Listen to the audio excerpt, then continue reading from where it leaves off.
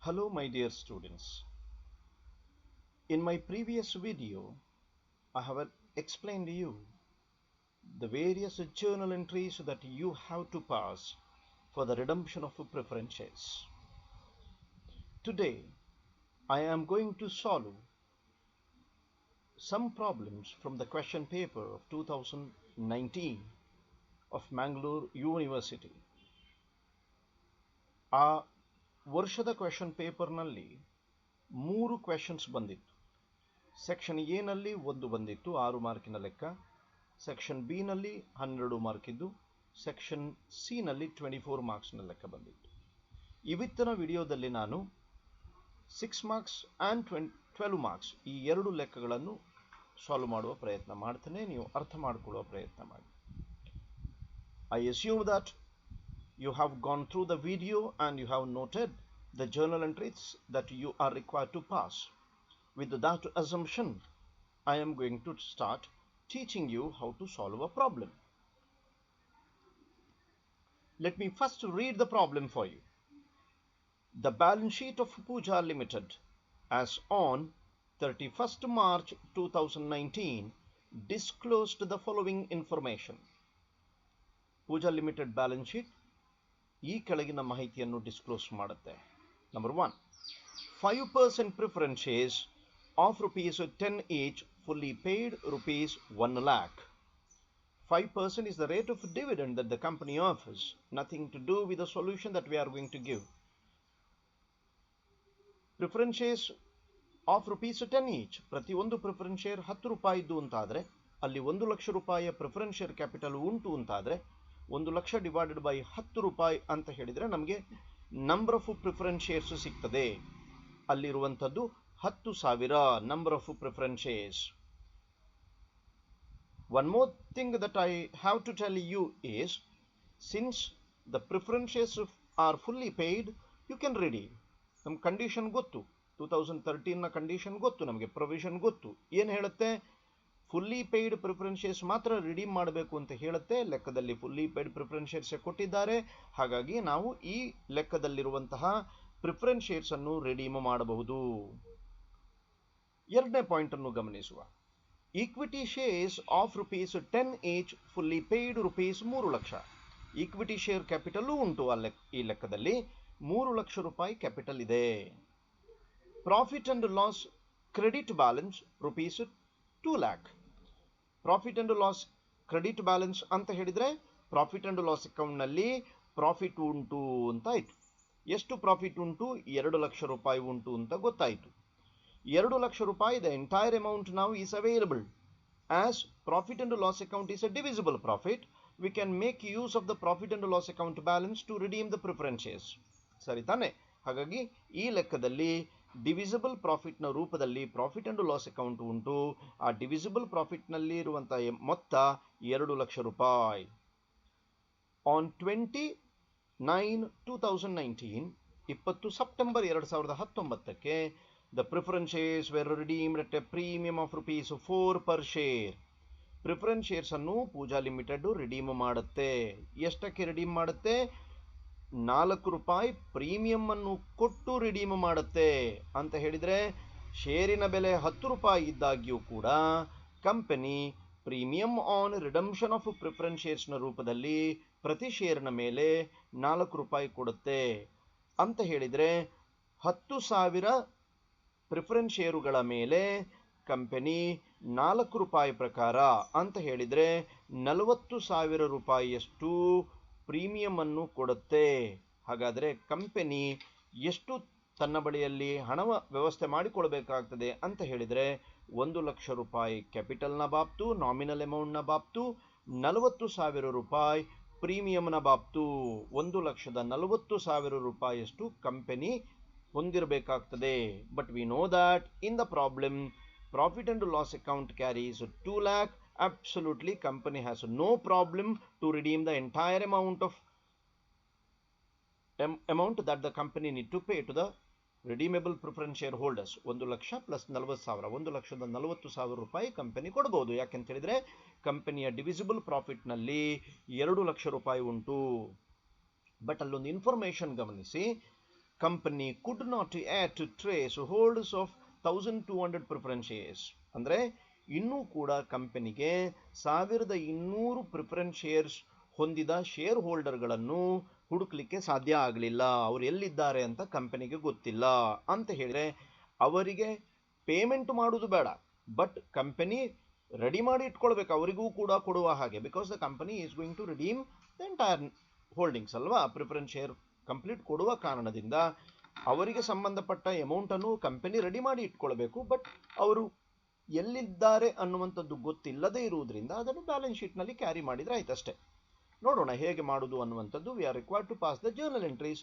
Before I pass the journal entries, ನಾನು ಸ್ವಲ್ಪ ನಿಮಗೆ ಕ್ಯಾಲ್ಕುಲೇಷನ್ಸ್ ಹೇಗೆ ಮಾಡುವುದು ಅನ್ನುವಂಥದ್ದನ್ನು ಹೇಳಿಕೊಡ್ತೇನೆ.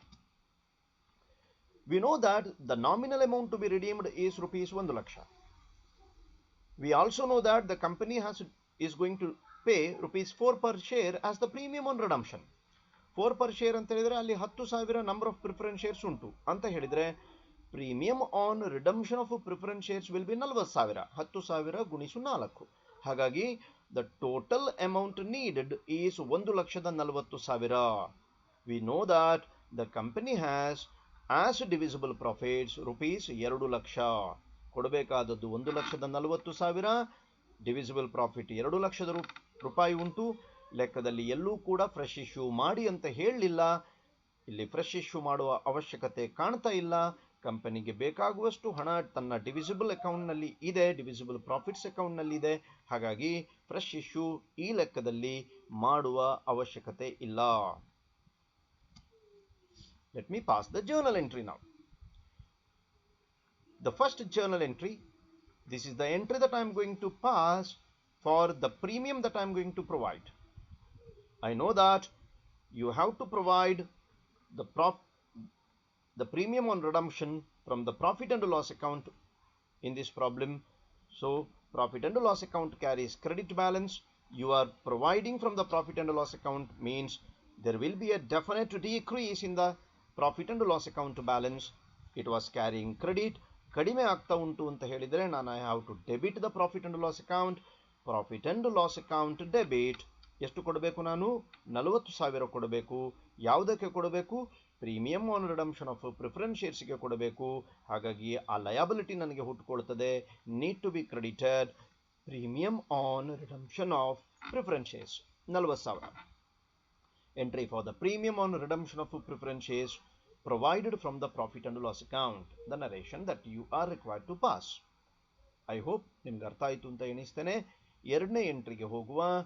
This is the entry that I am going to pass for the nominal amount provided from the divisible profit which is transferred to the capital redemption reserve account. We know the rule. ಈಗ ಅದರಲ್ಲಿ 1 lakh nominal amount ಇದೆ. ಅದನ್ನು ಕೂಡ ನಾನು divisible ಪ್ರಾಫಿಟ್ನಿಂದ ಬಳಸುವ ಕಾರಣದಿಂದ ಅದನ್ನು ನಾನು ಕ್ಯಾಪಿಟಲ್ ರಿಡಂಪ್ಷನ್ ರಿಸರ್ವ್ಗೆ ಟ್ರಾನ್ಸ್ಫರ್ ಮಾಡಬೇಕಾಗ್ತದೆ. ಪ್ರಾಫಿಟ್ ಅಂಡ್ ಲಾಸ್ ಅಕೌಂಟ್ ಅನ್ನು ನಾನು ಬಳಸ್ತೇನೆ ಅಂತ ಹೇಳಿದರೆ ಅದರಲ್ಲಿರುವ ಕ್ರೆಡಿಟ್ನ ಮೊತ್ತ ಮತ್ತಷ್ಟು ಕಡಿಮೆ ಆಗ್ತದೆ. I have to debit profit and loss account debit 1 lakh to capital redemption reserve account 1 lakh. So profit and loss ಅಕೌಂಟ್ನನ್ನು ನಾನು ಕ್ರೆಡಿಟ್ ಯಾಕೆ ಮಾಡಿದೆ? ಕ್ರೆಡಿಟ್ ಇತ್ತು, ನಾನು ಅದನ್ನು ಡೆಬಿಟ್ ಯಾಕೆ ಮಾಡಿದೆ ಅಂತ ಹೇಳಿದರೆ ನಾನು ಅದನ್ನು ಬಳಸುವ ಕಾರಣದಿಂದ ಅದರ ಬ್ಯಾಲೆನ್ಸ್ ಕಡಿಮೆ ಆಗ್ತದೆ. ಹಾಗಾಗಿ ನಾನು ಅದರಲ್ಲಿ ಬ್ಯಾಲೆನ್ಸ್ ಕಡಿಮೆ ಆಗುವುದು ಅನ್ನುವಂಥದ್ದು ಅಂತ ಹೇಳಿದರೆ I have to necessarily debit it. Being the entry for the nominal amount provided from the profit and loss account transferred to capital redemption reserve account. Let me pass the other two entries now. We know that the amount due to the preference shareholders must be transferred now. 1 lakh capital ಅವರಿಗೆ ಕೊಡಲಿಕ್ಕಿದೆ, plus 40,000 premium ಕೊಡಲಿಕ್ಕಿರುವ ಕಾರಣದಿಂದ ಒಟ್ಟಾರೆ 1,40,000 ರೂಪಾಯಿ will be the amount due to the redeemable preference share holders. We know that capital should be transferred. Capital ಯಾವ balance ಇರ್ತದೆ? Credit balance ಇರ್ತದೆ. ಅದನ್ನು ನಾನು transfer ಮಾಡುದು ಅಂತ ಹೇಳಿದರೆ I have to debit it, I have to close it. I am going to debit redeemable preference share capital account debit 1 lakh. I also need to debit premium on redemption of a preference shares account with 40,000 to redeemable preference share holders account 1,40,000.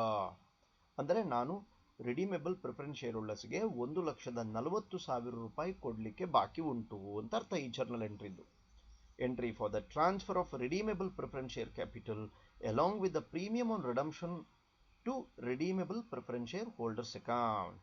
So let us make the payment. We know that ಎಲ್ಲ preference share ಹೋಲ್ಡರ್ಸ್ಗೂ ನಮ್ಗೆ ಇಲ್ಲಿ ಕೊಡ್ಲಿಕ್ಕೆ ಆಗುದಿಲ್ಲ. ಈ ಲೆಕ್ಕದಲ್ಲಿ ಯಾಕೆ ಕೊಡ್ಲಿಕ್ಕೆ ಆಗುದಿಲ್ಲ? 1,200 ಶೇರ್ಸ್ ಹೊಂದಿರುವಂತಹ ಪ್ರಿಫರೆನ್ಸ್ ಶೇರ್ ಹೋಲ್ಡರ್ಸ್ ಎಲ್ಲಿ ಇದ್ದಾರೆ ಅನ್ನುವಂಥದ್ದು ಕಂಪನಿಗೆ ಗೊತ್ತಿಲ್ಲದೆ ಇರುವ ಕಾರಣದಿಂದ company can make only to the share holders holding 8,800 shares. ಹಾಗಾಗಿ ನಾವು ಪಾಸ್ ಮಾಡೋಣ entry. Redeemable preference share holders account debit 1,23,200 to bank account 1,23,200. ಈ 1,23,200 ರೂಪಾಯಿ ಹೇಗೆ ಬಂತು ಅಂತ ಹೇಳಿದರೆ 8,800 ಶೇರ್ಸ್ ಮಲ್ಟಿಪ್ಲೈಡ್ ಬೈ 14 ರೂಪಾಯಿ. 8,800 ಹೇಗದು? ಒರಿಜಿನಲಿ 10,000 ಶೇರ್ಸ್ ಇತ್ತು, ಬಟ್ ಅದರಲ್ಲಿ 1,200 ಶೇರ್ ಹೊಂದಿದವರು ಎಲ್ಲಿದ್ದಾರೆ ಅನ್ನುವಂಥದ್ದು ಗೊತ್ತಿಲ್ಲ ಅಂತ ಆದಾಗ only balance number of shares will B 8,800. 8,800 ಶೇರ್ಸ್ನವರಿಗೆ ಮಾತ್ರ ನಾನು ಪೇಮೆಂಟ್ ಮಾಡಬೇಕಾಗ್ತದೆ. 8,800 ಇಂಟು 14 ರೂಪಾಯಿ, 10 ರೂಪಾಯಿ ಪ್ಲಸ್ 4 ರೂಪಾಯಿ ಪ್ರೀಮಿಯಂ ಆನ್ ರಿಡಂಪ್ಷನ್ ಮಲ್ಟಿಪ್ಲೈ ಮಾಡಿದಾಗ will be getting 1,23,200. Entry for the final settlement made to redeemable preference shareholders except to the shareholders holding 1,200 shares. I have given a note also on 1,200 shares at the rate of ₹14 not being paid as they are not traceable. ಎಲ್ಲಿದ್ದಾರೆ ಅಂತ ಗೊತ್ತಿಲ್ಲದಿರುವ ಕಾರಣದಿಂದ ಅವರಿಗೆ payment ಮಾಡಲಿಕ್ಕೆ ಆಗುದಿಲ್ಲ. ಹಾಗಾದ್ರೆ ಇದು ಯಾವ ರೀತಿಯಲ್ಲಿ ಬರ್ತದೆ? ಇದಕ್ಕೆ ಏನು ಮಾಡಬೇಕೀಗ? 1,200 ಇಂಟು 14 ರೂಪೀಸ್ ಏನು ಕೊಡಲಿಕ್ಕೆ ಬಾಕಿ ಉಂಟು ಅವರಿಗೆ ಏನು ಮಾಡಬೇಕು ಅಂತ. The amount due to the shareholders, that is 16,800, who are not traceable, will appear in the balance sheet under the head current liabilities. Current liabilities ಆಗಿ ನಾವು ಅದನ್ನು ತೋರಿಸಬೇಕಾಗ್ತದೆ. Amount due to the preference share holders 16,800 ಅಂತ ಹೇಳಿಕೊಂಡು. ಯಾಕಂತ ಹೇಳಿದ್ರೆ ಅವರು ಯಾವುದೇ ಸಂದರ್ಭದಲ್ಲಿ ಬಂದು ಕಂಪನಿಯಿಂದ ಹಣವನ್ನು ಪಡಿಬಹುದು. ಹಾಗಾಗಿ ಕಂಪನಿ ಅದನ್ನು ಕರೆಂಟ್ ಲಯಬಿಲಿಟಿ ಆಗಿ ಟ್ರೀಟ್ ಮಾಡಬೇಕಾಗ್ತದೆ. ಐ ಹೋಪ್ ಈ ಲೆಕ್ಕದ ಸೊಲ್ಯೂಷನ್ ನಿಮಗೆ ಗೊತ್ತಾಯಿತು ಅಂತ ಎಣಿಸ್ತೇನೆ. This question has come for 6 marks. So let me take up one more question which has come in the same year 2019 which has come for 12 marks. 12 ಮಾರ್ಕಿಗೆ ಬಂದಂಥ ಲೆಕ್ಕವನ್ನು ನಾನು ತೆಕ್ಕೊಳ್ತೇನೆ. Let me first read the problem. The balance sheet of Chandrika limited as on 31st March 2019 was as follows. Liabilities 6,500 12% preference shares of ₹10 each 65,000. ನೀವು ಲೆಕ್ಕ ಓದುವಾಗಲೇ ಗಮನಿಸಿಕೊಳ್ಬೇಕು. ಏನದು 6,500 ಅಂತ ಹೇಳಿದರೆ 6,500 ಅನ್ನುವಂಥದ್ದು ನಂಬರ್ ಆಫ್ ಪ್ರಿಫರೆನ್ಸ್ ಶೇರ್ಸ್. ಏನದು 12% ಅಂತ ಹೇಳಿದರೆ ಆ ಪ್ರಿಫರೆನ್ಸ್ ಶೇರುಗಳ ಮೇಲೆ ಕಂಪನಿ 12% ಅಷ್ಟು ಡಿವಿಡೆಂಡ್ ಕೊಡುತ್ತೆ. ನಮ್ಮ ಈ ಲೆಕ್ಕದ ಈ ಚಾಪ್ಟರ್ನಲ್ಲಿ ಆ ಡಿವಿಡೆಂಡ್ ಅನ್ನುವಂಥದ್ದು ನಾವು ಪರಿಗಣಿಸೋದು ಬೇಡ. ನಮ್ಮ ಗಮನದಲ್ಲಿರಲಿ ಅದು ಏನು ಅಂತ ಹೇಳಿದ್ರೆ ಈ ಪ್ರಿಫರೆನ್ಸ್ ಶೇರುಗಳ ಮೇಲೆ ಕಂಪನಿ ಡಿವಿಡೆಂಡ್ನ ರೂಪದಲ್ಲಿ 12% ಕೊಡ್ತದೆ ಪ್ರಾಫಿಟ್ನಿಂದ ಅಂತ. ಒಟ್ಟಾರೆ ಪ್ರಿಫರೆನ್ಸ್ ಶೇರ್ ಕ್ಯಾಪಿಟಲ್ ಎಷ್ಟು ಮೌಲ್ಯದ್ದು ಉಂಟು ಅಂತ ಹೇಳಿದರೆ 65,000 ರೂಪಾಯಿಯ ಪ್ರಿಫರೆನ್ಸ್ ಶೇರ್ ಕ್ಯಾಪಿಟಲ್ ಉಂಟು. 4,500 equity shares of ₹50 each. 4,500 equity ಶೇರುಗಳಿವೆ, 50 ರೂಪಾಯಿ ಬೆಲೆ ಬಾಳುವಂಥದ್ದು. ಒಟ್ಟಾರೆ ಈಕ್ವಿಟಿ ಶೇರ್ ಕ್ಯಾಪಿಟಲ್ನ ರೂಪದಲ್ಲಿ 2,25,000 ಕಂಪನಿಯ ಬಳಿಯಲ್ಲಿ ಉಂಟು. Profit and loss account 28,000, general reserve 20,000, creditors 60,000. If you observe the balance sheet now, there are two divisible profits which are given in the problem. One is profit and loss account 28,000. The other one is the general reserve 20,000. So we have 48,000 in the divisible profit. Try to understand this. Company has 48,000 rupees in the divisible profit account. Let us go to the asset side. Fixed asset 3,45,000, investments 22,500, bank 30,500. ಕಂಪನಿಯ ಬಳಿಯಲ್ಲಿ ಬ್ಯಾಂಕ್ನ ರೂಪದಲ್ಲಿ 30,500 ರೂಪಾಯಿ ಉಂಟು. ಇಲ್ಲೇ ನೀವು ಗಮನಿಸಿದರೆ company 65,000 ರೂಪಾಯಿ ಪ್ರಿಫರೆನ್ಸ್ ಶೇರ್ ಕ್ಯಾಪಿಟಲ್ ಕೊಡಬೇಕು ರಿಟರ್ನ್ ಕೊಡುದು ಅಂತಾದರೆ. ಬಟ್ ಕಂಪನಿಯ ಬಳಿಯಲ್ಲಿ ಬ್ಯಾಂಕ್ನ ಖಾತೆಯಲ್ಲಿ 30,500 ಉಂಟು. ಅಂದರೆ ಖಾಲಿ ಬ್ಯಾಲೆನ್ಸ್ ಶೀಟನ್ನು ಗಮನಿಸಿದರೆ ಈಗ ಕಂಪನಿಗೆ ರಿಡೀಮ್ ಮಾಡಲಿಕ್ಕೆ ಆಗುವುದಿಲ್ಲ. Because company has to pay 65,000, but the company has in the bank balance 30,500. ಅಂದರೆ ಕಡಿಮೆ ಬಿದ್ದಿದೆ, ಅಮೌಂಟ್ ಇಲ್ಲ ಕಂಪನಿಯಲ್ಲಿ. ನೋಡೋಣ what is going to happen in the rest of the problem. In order to redeem the preference shares at 10% premium, the company decided to, ನೆನಪಿರಲಿ ಈ ಲೆಕ್ಕದಲ್ಲಿಯೂ ಕೂಡ company preference ಶೇರ್ಸ್ಗಳನ್ನು 10% ಪ್ರೀಮಿಯಂಗೆ redeem ಮಾಡುತ್ತೆ. 65,000 ಪ್ಲಸ್ 10% ಅಂತ ಹೇಳಿದರೆ 6,500. ಗಮನಿಸ್ಕೊಳ್ಳಿ, 65,000 ಪ್ಲಸ್ 10% ಪ್ರೀಮಿಯಂ ಅಂತ ಹೇಳಿದರೆ ಮತ್ತೆ 10% 6,500.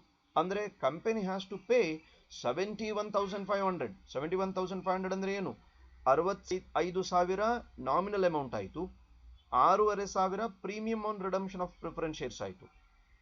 ಇದನ್ನು ಮಾಡಲಿಕ್ಕೋಸ್ಕರ ಕಂಪನಿ ಏನು ಡಿಸೈಡ್ ಮಾಡ್ತದೆ ನೋಡಿ. Number 1, decides to sell investment for ₹20,000. ಲೆಕ್ಕ ಗಮನಿಸಿ, ಬ್ಯಾಲೆನ್ಸ್ ಶೀಟ್ನ ಅಸೆಟ್ಸ್ನಲ್ಲಿ ಇನ್ವೆಸ್ಟ್ಮೆಂಟ್ಸ್ ಉಂಟು 22,500. But the company has decided to sell the investments for ₹20,000. 20,000 ಅಂತ ಹೇಳಿದರೆ ಇನ್ವೆಸ್ಟ್ಮೆಂಟ್ನ ಬೆಲೆ 22,500, ಸೇಲ್ ಮಾಡ್ತಾ ಇರುವಂಥದ್ದು 20,000ಕ್ಕೆ ಅಂತ ಹೇಳಿದರೆ 2,500ದಷ್ಟು ಕಂಪನಿಗೆ ನಷ್ಟ ಆಗ್ತಾ ಉಂಟು ಇನ್ವೆಸ್ಟ್ಮೆಂಟನ್ನು ಮಾರಾಟ ಮಾಡಿದಾಗ. ಈ ನಷ್ಟವನ್ನು ನಾವು ಯಾವುದರಿಂದ ಸರಿದೂಗಿಸಿಕೊಳ್ಳಬೇಕು? ಆಲ್ರೆಡಿ ಇರುವಂತಹ ಪ್ರಾಫಿಟ್ ಅಂಡ್ ಲಾಸ್ ಅಕೌಂಟ್ನ ಕ್ರೆಡಿಟ್ ಬ್ಯಾಲೆನ್ಸ್ನಿಂದಲೇ ನಾನು ಅದನ್ನು ಸರಿದೂಗಿಸಿಕೊಳ್ಳಬೇಕು. ಬಹಳ ಮುಖ್ಯ, ಇದು ನೆನಪಿಟ್ಟುಕೊಂಡು ಬಿಡಿ. ಇನ್ನು ಪ್ರಾಫಿಟ್ ಅಂಡ್ ಲಾಸ್ ಅಕೌಂಟ್ನಲ್ಲಿ 28,000 ಇತ್ತು, ಬಟ್ ಈ 2,500ದಷ್ಟು ನಷ್ಟವನ್ನು ನಾನು ಸರಿದೂಗಿಸುವ ಕಾರಣದಿಂದ ಪ್ರಾಫಿಟ್ ಅಂಡ್ ಲಾಸ್ ಅಕೌಂಟ್ನಲ್ಲಿ ಇನ್ನು ಮುಂದೆ 28,000 ಇರೋದಿಲ್ಲ, ಕಡಿಮೆ ಆಗ್ತದೆ. ಬಿಕಾಸ್ ಇನ್ವೆಸ್ಟ್ಮೆಂಟ್ ಅನ್ನು ಮಾರಾಟ ಮಾಡಿ company is incurring a loss of ₹2,500. ಬಹಳ ಮುಖ್ಯ ಇದು. Let us move to the next one. Leave a balance of ₹12,000 in profit and loss account. Company ಏನು ಡಿಸೈಡ್ ಮಾಡ್ತದೆ ಗೊತ್ತುಂಟಾ? It has decided to leave a balance of ₹12,000 in profit and loss account. Profit and loss account ಅನ್ನು ಗಮನಿಸಿ. Profit and loss ಅಕೌಂಟ್ನಲ್ಲಿ 28,000 ಬಿಗಿನಿಂಗ್ನಲ್ಲಿ ಇತ್ತು. 2,500ದಷ್ಟು ಈಗಷ್ಟೇ investment ಅನ್ನು ಮಾರಾಟ ಮಾಡಿ ನಷ್ಟ ಆಗಿದೆ ಅಂತ ಹೇಳಿದರೆ ಕಂಪನಿಯ ಬಳಿಯಲ್ಲಿ 28,000ದಿಂದ 2,500 ಮೈನಸ್ ಮಾಡಿದಾಗ 25,500 ಮಾತ್ರ ಪ್ರಾಫಿಟ್ ಅಂಡ್ ಲಾಸ್ ಅಕೌಂಟ್ನಲ್ಲಿ ಉಳಿತು. ಅದರಲ್ಲೂ ಹೇಳ್ತಾರೆ ಕಂಪನಿ ಏನು, 12,000 ನೀವು ಪ್ರಾಫಿಟ್ ಅಂಡ್ ಲಾಸ್ ಅಕೌಂಟ್ನಲ್ಲಿ ಉಳಿಸಬೇಕು ಅಂತ ಹೇಳಿದರೆ 25,500 ಕೂಡ ಕಂಪನಿಗೆ ಬಳಸಲಿಕ್ಕೆ ಸಾಧ್ಯ ಆಗುವುದಿಲ್ಲ. ಅದರಲ್ಲಿ 12,000 ಹಾಗೆ ಉಳಿಸ್ಕೊಳ್ಬೇಕು. ಅಂದರೆ ಬ್ಯಾಲೆನ್ಸ್ ಏನು ಉಳಿಯುತ್ತೆ ಅದು ಮಾತ್ರ ಅವೈಲಬಲ್ ಫಾರ್ ರಿಡಮ್ಷನ್ ಅಂತಾಯಿತು. ಬಹಳ ಮುಖ್ಯ ಇದು. Let us move to the next one. Issue sufficient number of equity shares of ₹50 each at a premium of ₹12 per share. ಏನು ಕಂಪನಿ ಡಿಸೈಡ್ ಮಾಡ್ತದೆ? ಸಾಕಷ್ಟು ಪ್ರಮಾಣ, ಎಷ್ಟು ಬೇಕು ಅಷ್ಟು, sufficient number of equity shares of ₹50 each, ₹50 ಬೆಲೆ ಬಾಳುವಂಥದ್ದನ್ನು ಇಶ್ಯೂ ಮಾಡುತ್ತೆ. At a premium of ₹12 per share, ₹50 share, but ಅದನ್ನು ₹12 ಪ್ರೀಮಿಯಂಗೆ ಅಂದರೆ ₹62 ಲೆಕ್ಕದಲ್ಲಿ ಇಶ್ಯೂ ಮಾಡುತ್ತೆ. To raise the balance of funds required for redemption. Balance ಎಷ್ಟು ಬೇಕು ಅದಕ್ಕೋಸ್ಕರ ಹೊಸ ಷೇರುಗಳನ್ನು ಕಂಪನಿ ಇಶ್ಯೂ ಮಾಡುವುದು ಅಂತ ನಿರ್ಧಾರ ಮಾಡುತ್ತೆ. ಎಷ್ಟು ಬೇಕು ಅಷ್ಟು ಮಾತ್ರ ಡಿಸೈಡ್ ಮಾಡ್ತದೆ. ₹50 ಬೆಲೆ ಬಾಳುವ ಷೇರುಗಳನ್ನು at a premium of ₹12 per ಶೇರ್ಗೆ ಇಶ್ಯೂ ಮಾಡುತ್ತೆ. The equity shares were fully subscribed. ಏನು ಹೊಸ ಷೇರುಗಳನ್ನು ಪಬ್ಲಿಕ್ಕಿಗೆ ಇಶ್ಯೂ ಮಾಡುತ್ತೆ ಅದು ಫುಲ್ಲಿ ಸಬ್ಸ್ಕ್ರೈಬ್ ಆಗುತ್ತೆ. So we have to pass the journal entries and prepare the balance sheet after redemption. ಈ ಲೆಕ್ಕದ ಸೊಲ್ಯೂಷನಲ್ಲೂ ಕೂಡ ನಾನು ಬಿಗಿನಿಂಗ್ನಲ್ಲಿ ನಿಮಗೆ ಹೇಗದು ಅಮೌಂಟ್ ಲೆಕ್ಕಾಚಾರ ಅನ್ನುವಂಥದ್ದನ್ನು ಹೇಳಿಕೊಡ್ತೇನೆ. In divisible profit the balance available. ಏನು profit and loss account originally 28,000 ಇತ್ತು, ಇನ್ನು ಜನರಲ್ ರಿಸರ್ವ್ 20,000 ಇತ್ತು, ಟೋಟಲ್ 48,000 ಉಂಟು. But it is given that investments R sold for ₹20,000. This means that on selling investments company will incur a loss of ₹2,500. ಕಂಪನಿಗೆ 2,500 ನಷ್ಟ ಆಗ್ತದೆ. It is also given that the company decides to leave rupees 12,000 as a balance in profit and loss account. 12,000 ರೂಪಾಯಿ profit and loss ಅಕೌಂಟ್ನಲ್ಲಿ ಹಾಗೇ ಉಳಿಸುವುದು, ಬಳಸಬಾರದು ಅನ್ನುವಂಥದ್ದು company decide ಮಾಡುವ ಕಾರಣದಿಂದ 12,000ವನ್ನು ಬಳಸಲಿಕ್ಕಾಗುವುದಿಲ್ಲ. Therefore, the ultimate balance that will be available for redemption is 28,000 minus 2,500. ಅದು loss, ಅದು ಇನ್ವೆಸ್ಟ್ಮೆಂಟ್ನ loss. 12,000 balance ಇರಬೇಕಾದದ್ದು. ಹಾಗಾದರೆ ಪ್ರಾಫಿಟ್ ಅಂಡ್ ಲಾಸ್ ಅಕೌಂಟ್ನಲ್ಲಿ ನಮಗೆ ಸಿಗುವಂಥ ನೆಟ್ ಮೊತ್ತ ಎಷ್ಟು ಕೇಳಿದರೆ 13,500.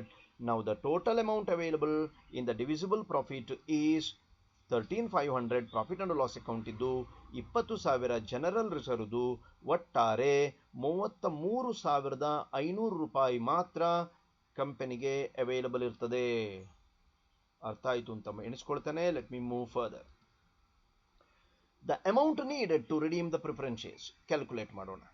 Towards the nominal amount 65,000, but we know that preference shares are redeemed at a premium. That is 6,500 premium on redemption of preference shares. Total amount needed is 71,500. ಗೊತ್ತಾಯಿತು ನಿಮಗೆ.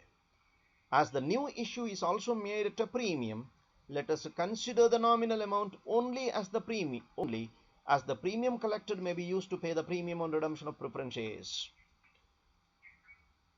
ಹೊಸ ಷೇರುಗಳನ್ನು ಪ್ರೀಮಿಯಂಗೆ ಇಶ್ಯೂ ಮಾಡುವ ಕಾರಣದಿಂದ ನಾವು ನಾಮಿನಲ್ ಅಮೌಂಟ್ ಅನ್ನು ಮಾತ್ರ, ಎಷ್ಟು ಕೊಡಲಿಕ್ಕೆ ಬಾಕಿ ಉಂಟು ಅದನ್ನು ಮಾತ್ರ ಕನ್ಸಿಡರ್ ಮಾಡುವ. ಯಾಕೆಂತ ಹೇಳಿದರೆ ನಮ್ಗೆ ಹೇಗೂ ಪ್ರೀಮಿಯಂ ಹೊಸ ಷೇರುಗಳ ಜೊತೆಯಲ್ಲಿ ಬರ್ತದೆ. ಬರುವಂಥ ಪ್ರೀಮಿಯಂ ಅನ್ನು ನಾನು premium on redemption of preference shares ಕೊಡೋದಕ್ಕೆ ಬಳಸ್ಕೊಳ್ತೇನೆ. ಸರಿ, let us consider only the nominal amount. Nominal amount is 65,000.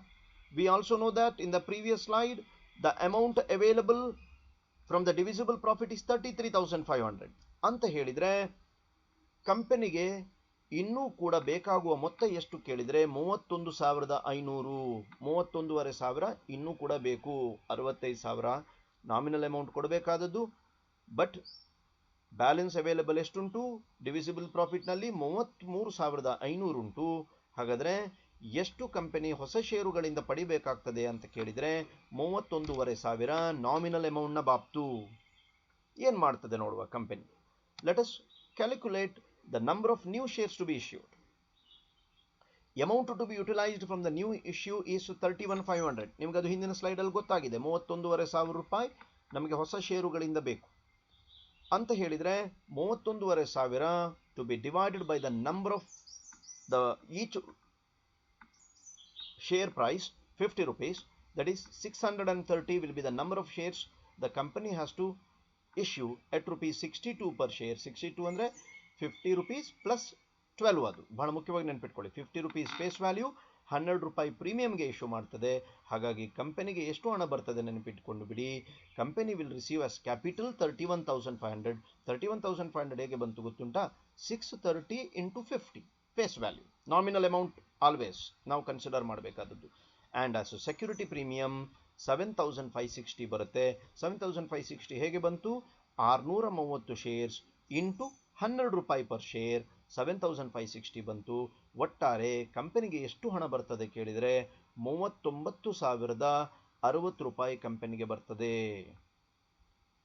ಹೊಸ ಷೇರುಗಳಿಂದ. Let us move further. Let me pass now the journal entries. The first entry will be for selling the investment at a loss. Bank account debit 20,000. ಯಾಕೆ bank account debit? Bank balance will increase. ಕಂಪನಿಗೆ ಹಣ ಬರ್ತದೆ. 20,000 will be debited. Profit and loss account debit 2,500 because this loss need to be debited to the profit and loss account. 2,500 need to be debited. To investments 22,500. Investment goes out, your asset decreases. ಹಾಗಾಗಿ investment should be credited with the 22,500. Thereby investment account is closed. ಇನ್ನು ಮೇಲೆ balance ಶೀಟ್ನಲ್ಲಿ investment ಬರೋದಿಲ್ಲ. Investment ಮಾರಾಟ ಆಗಿ ಹೋಯಿತು. Entry for the sale of investment at a loss. We also no that the company makes a fresh issue. Let us pass the entry. When the company makes the fresh issue, company will receive money. Company's bank balance will increase. Bank account debit. Bank 39,060. 39,060 ಹೇಗೆ ಬಂತು ನಿಮಗೆ ಗೊತ್ತು. 31,500 ಕ್ಯಾಪಿಟಲ್ನ ಬಾಬ್ತು, 7,560 ರೂಪಾಯಿ ಪ್ರೀಮಿಯಂನ ಬಾಬ್ತು. ಒಟ್ಟಾರೆ 39,060 ರೂಪಾಯಿ ಕಂಪನಿಗೆ ಬರ್ತದೆ. So bank balance increase ಆಗ್ತದೆ. Bank account debit 39,060 to equity share capital account 31,500, that is 630 into 50 rupees. to security premium account 7,560, that is 630 shares into rupees 12 per share. Let us move further. Entry for the new shares being issued at a premium. I hope these two entries ನಿಮಗೆ ಅರ್ಥ ಆಯಿತು ಅಂತ ಎಣಿಸ್ಕೊಳ್ತೇನೆ. Let me proceed further.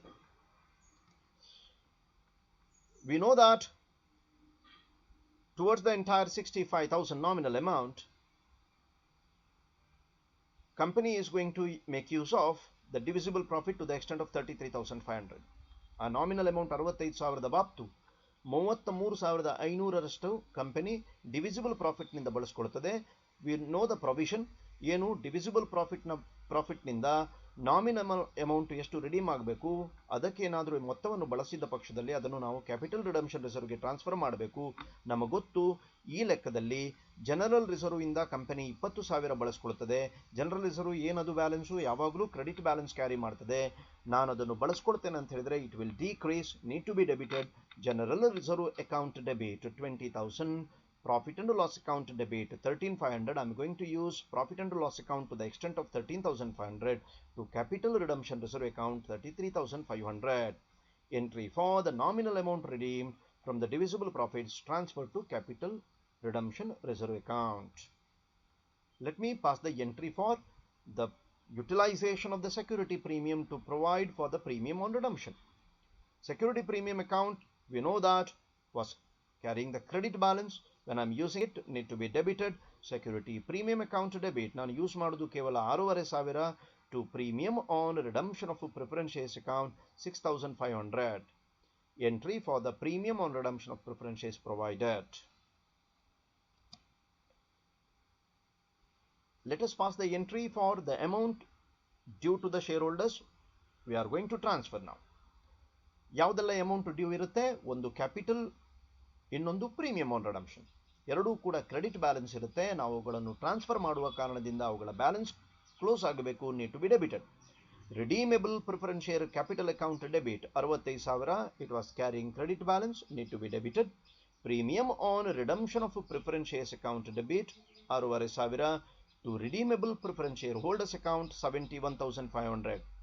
ಈ entry pass ಮಾಡೋದ್ರ ಮೂಲಕ company claim ಮಾಡುತ್ತೆ ಏನು ಅಂತ ಹೇಳಿದ್ರೆ, it has got the liability to the extent of 71,500 to the redeemable preference share holders account. Let us make the payment now. Redeemable preference share holders account debit 71,500 to bank account 71,500. The company makes the final settlement to the redeemable preference shareholders. Bank account ಅನ್ನು ನಾವು ಯಾಕೆ credit ಮಾಡ್ತೇವೆ ಅಂತ ಹೇಳಿದ್ರೆ, bank balance ಕಡಿಮೆ ಆಗ್ತದೆ when the company makes the payment. redeemable preference shareholders account ಅನ್ನು ಯಾಕೆ ಡೆಬಿಟ್ ಮಾಡ್ತೇವೆ ಅಂತ ಹೇಳಿದ್ರೆ, company's liability to the redeemable preference shareholders will decrease, need to be debited. A decrease in the liability, need to be debited. Liability decrease ಆಯಿತು, ಯಾಕಂದರೆ payment ಮಾಡ್ತಾ ಉಂಟು company share ಹೋಲ್ಡರ್ಸ್ಗೆ, ಹಾಗಾಗಿ need to be debited. I hope you have understood the journal entries. Let me prepare the balance sheet. Balance sheet of Chandrika limited as on 31st March 2019. The two after redemption we are preparing now. Observe ಮಾಡ್ತಾ ಬನ್ನಿ. 5,130 equity shares of ₹58. ಹೇಗೆ sir ಅದು 5,130 equity shares ಅಂತ ಕೇಳಿದರೆ, original balance ಶೀಟ್ನಲ್ಲಿ 4,500 equity shares ಇತ್ತು. We also no that company makes a fresh issue of 630 shares. 630 fresh issue ಮಾಡುತ್ತೆ. 4,500 already ಇತ್ತು. ಎರಡನ್ನು ಸೇರಿಸಿದಾಗ 5,130 ಈಕ್ವಿಟಿ ಶೇರ್ಸ್ ಆಯಿತು. ಪ್ರತಿಯೊಂದು ಶೇರ್ನ ಬೆಲೆ ₹50 ಅಂತ ಆದರೆ ಟೋಟಲ್ ಈಕ್ವಿಟಿ ಶೇರ್ ಕ್ಯಾಪಿಟಲ್ 2,56,500 ಆಯಿತು. ರಿಡೀಮೇಬಲ್ ಪ್ರಿಫರೆನ್ಸ್ ಶೇರ್ ಕ್ಯಾಪಿಟಲ್ ಇತ್ತು ಹಿಂದಿನ ಬ್ಯಾಲೆನ್ಸ್ ಶೀಟ್ನಲ್ಲಿ, ಬಟ್ ಈಗ ಬರೋದಿಲ್ಲ. ಯಾಕಂತ ಹೇಳಿದ್ರೆ ವಿ ಹ್ಯಾವ್ ರಿಡೀಮ್ಡ್, ಅದರಲ್ಲಿ ಬ್ಯಾಲೆನ್ಸ್ ಇರೋದಿಲ್ಲ. ಕ್ಯಾಪಿಟಲ್ ರಿಡಂಪ್ಷನ್ ರಿಸರ್ವ್ ಅಕೌಂಟ್ 33,500 ರೂಪಾಯಿ ಇದೆ ಈಗ ಬ್ಯಾಲೆನ್ಸ್ನಲ್ಲಿ. ಕ್ಯಾಪಿಟಲ್ ರಿಡಂಪ್ಷನ್ ರಿಸರ್ವ್ ನೀವು ಕ್ರಿಯೇಟ್ ಮಾಡಿದ್ದು ನಿಮಗೆ ಗೊತ್ತು. We have utilised general reserve account 20,000, profit and loss account 13,500. ಒಟ್ಟು we have transferred it to capital redemption reserve.